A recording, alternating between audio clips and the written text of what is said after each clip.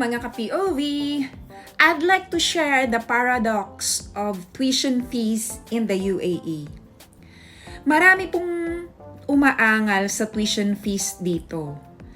Kasi, aside from napakataas talaga ng tuition fees, it depends pa sa curriculum. Just for instance, American curriculum, British curriculum, yun, super taas ng tuition fees. Syempre nga naman, gusto mong magkaroon ng British curriculum yung anak mo kasi normally, yung mga schools dito, ini-entertain kapag galing ka sa British curriculum para connected doon sa curriculum din nila. Kasi normally, British curriculum yung schools dito. Although gladly, meron din mga Philippine schools dito na based din sa Philippine curriculum. Mapapaisip ka kasi, what if yung anak mo dito lumaki or dito mag-graduate, dito magtapos? Siyempre, kinakailangan marunong mag-Arabic, di po ba? Normally, ang mga bata dito, 3 years old pa lang, ini-enroll na sa EYFS, Early Years Foundation Stage. Yun yung parang platform nila before mag-year 1. Kasi gusto dito, kapag pumasok na yung anak mo sa year 1, marunong nang magbasa, marunong nang magsulat. Yun, taga-follow up na lang yung school. Kaya pahirapan din yung assessment dito. Kailangan talaga may efforts yung parents dito. Kailangan ng tulungan yung bata na matuto. Kasi as the saying goes, the first teacher is the parent. So normally, kaakibat talaga yung mga parents sa pagtuturo sa mga bata dito. If not, mapag-iiwanan yung anak mo. Ganon talaga eh. Do what the Romans do. Kasi ito yung patakaran dito. Kung hindi tumututuruan yung anak mo, maghanap ka ng mag-tutor. Kaya lang ang mahal ng tutorial dito. Kaya karamihan ng part-time dito ng mga teachers ay tutorial. Doon pa lang malaki na yung kita nila. And then, siguro kaya mahal yung tuition fees dito kasi yung facilities nila talaga naman na world class. Magiging updated yung bata. Hindi siya mapag-iiwanan sa development ng isang bansa or kung ano mang improvement economically. And then, yun lang po ang nakikita kong reason bakit mataas yung tuition fees dito dahil yung curriculum. Syempre, English yung ginagamit na lengguwahe. Naalala ko lang noon, nag-aral ako ng grade 1, 7 years old na ako. Yung difference ng age pa lang sa Pilipinas ay pwede kahit 7 taon mag-grade 1. Dito, kapag pinasok mo yung anak mo ng 7 taon, super delayed na siya. Baka hindi ka agad siya makakatch up sa school.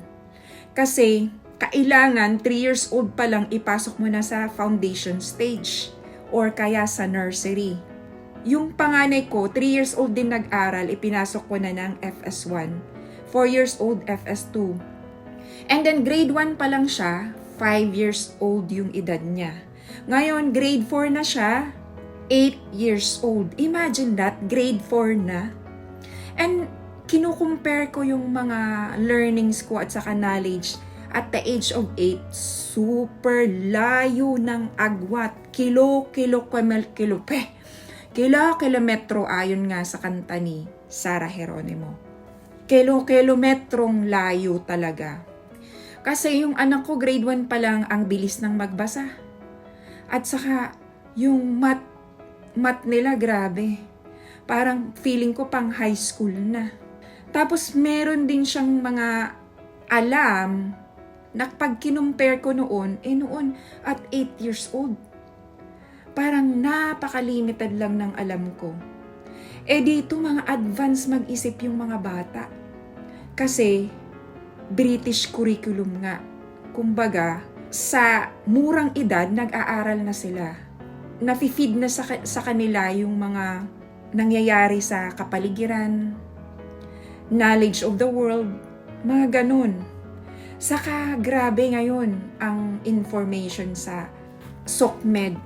Kaya kailangan i-advise, pabantayan din natin yung mga anak natin. Ay na-realize ko lang din, yung mga Filipino na nagpapaaral dito, talagang masasabi mo, yun yung may mga kapasidad na makapagpaaral. May mga kapasidad na ang sahod ay mainam. Kasi hindi biro ang magpaaral dito. Talagang napakataas ng tuition fees. Kung yung college mo ata sa Pilipinas ay nasa Ateneo, yun yung equivalent ng tuition fees dito sa primary pa lang. Yun, imagine nyo na lang po. More than triple yung amount ng tuition fees dito compared sa Pilipinas. Yung tuition fees na binabayad namin dito sa bunso, imagine, FS1 pa lang siya. I-compared mo yung tuition fees sa Pilipinas ng college na nag-aaral sa Lazal, Ateneo, whatsoever school na prominent school. Yun ang equivalent ng tuition fees dito. Yun na lang po. Kaya hindi po biro magpaaral dito ng mga anak. Although, on the other hand, ang advantage na lang, magkakasama kami, intact kaming family. Critical stage, kagaya pag edad ng 1 up to 12 years old, yun ang critical stage ng bata na dapat may gabay ng parents. Hindi po biro magpaaral dito. At the same time, we are so blessed na may capacity kami makapagpaaral dito. 2 na yung estudyante namin. Kailangan ayaw din namin maghiwa-hiwalay. At least dito, this is our second home. And nakikita namin na yung mga bata safe at mabilis naman matuto. Main responsibility nating mga magulang, papag-aralin yung mga anak, tulungan makatapos, para paglaki nila, maging independent sila at hindi na sila aasa sa atin. Yun lang po. Thank you. Have a nice day, everyone.